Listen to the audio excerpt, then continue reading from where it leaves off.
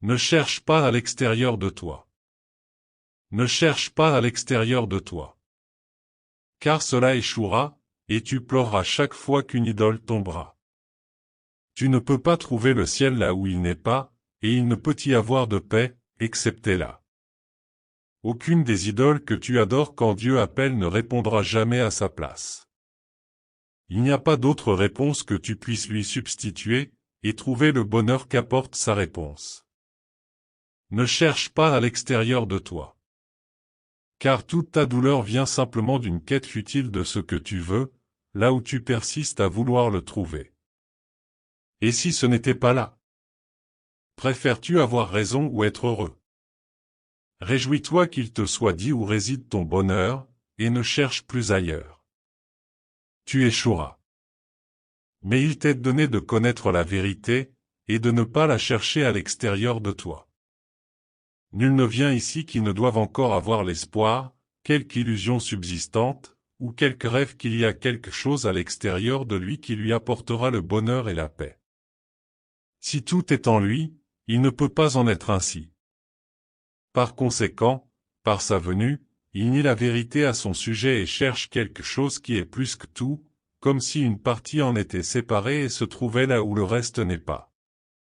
Voici le but qu'il donne au corps, qu'il cherche ce qui lui manque et lui donne ce qui le rendrait complet. Ainsi il va errant en quête de quelque chose qu'il ne peut trouver, croyant être ce qu'il n'est pas. Cette illusion subsistante le poussera à chercher un millier d'idoles, et à en chercher derrière elle un millier de plus. Et toutes le décevront, toutes sauf une, car il va mourir, et il ne comprend pas que l'idole qu'il cherche n'est que sa mort. Sa forme paraît être à l'extérieur de lui. Or il cherche à tuer le Fils de Dieu au-dedans. Et à prouver qu'il est son vainqueur. C'est le but qu'a chaque idole, car c'est le rôle qui lui est assigné, et c'est ce rôle qui ne peut être rempli. Chaque fois que tu tentes d'atteindre un but dans lequel l'amélioration du corps est désignée comme bénéficiaire majeur, tu essaies de provoquer ta mort. Car tu crois que tu peux souffrir d'un manque, et le manque est la mort. Sacrifier, c'est abandonner, et donc être sans et avoir subi une perte. Par cet abandon, c'est la vie qui est renoncée.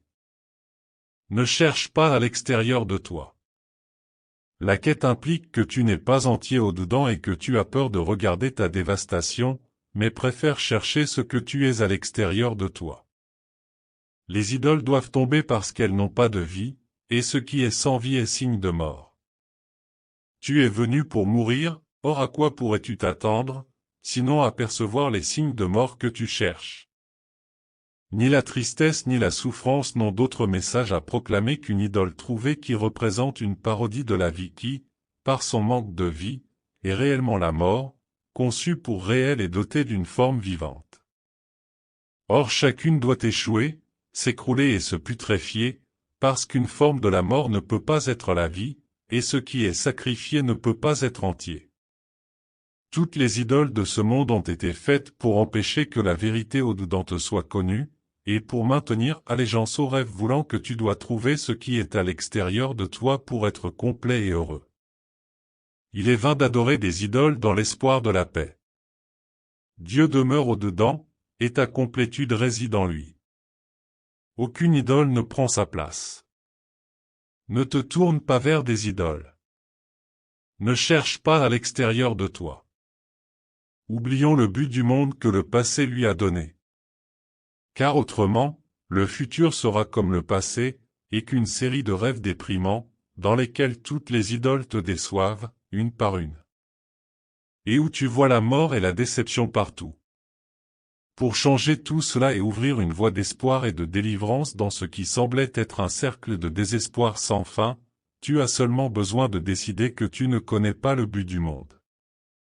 Tu lui donnes des buts qu'il n'a pas, et tu décides ainsi à quoi il sert.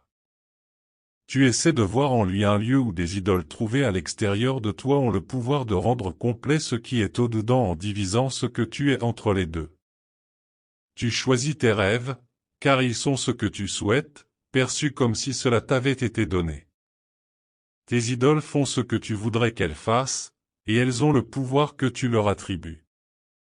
Et tu les poursuis vainement dans le rêve, parce que tu veux faire tien leur pouvoir. Or où sont les rêves, si ce n'est dans un esprit endormi? Et est-ce qu'un rêve peut réussir à rendre réelle l'image qu'il projette à l'extérieur de lui? Gagne du temps mon frère, apprends à quoi sert le temps. Et hâte la fin des idoles dans un monde rendu triste et malade d'y voir des idoles. Ton Esprit Saint est un autel à Dieu. Et là où il est, aucune idole ne peut demeurer. La peur de Dieu n'est que la peur de la perte d'idole. Ce n'est pas la peur de la perte de ta réalité. Mais tu as fait de ta réalité une idole, que tu dois protéger contre la lumière de la vérité. Et le monde entier devient le moyen par lequel cette idole peut être sauvée. Ainsi le salut paraît menacer la vie et offrir la mort. Il n'en est rien. Le salut cherche à prouver qu'il n'y a pas de mort et que seule la vie existe. Le sacrifice de la mort n'est rien de perdu. Une idole ne peut pas prendre la place de Dieu. Laisse-le te rappeler son amour pour toi, et ne cherche pas à noyer sa voix dans des chants de profond désespoir aux idoles de toi-même. Ne cherche pas ton espoir à l'extérieur de ton Père. Car l'espoir de bonheur n'est pas le désespoir.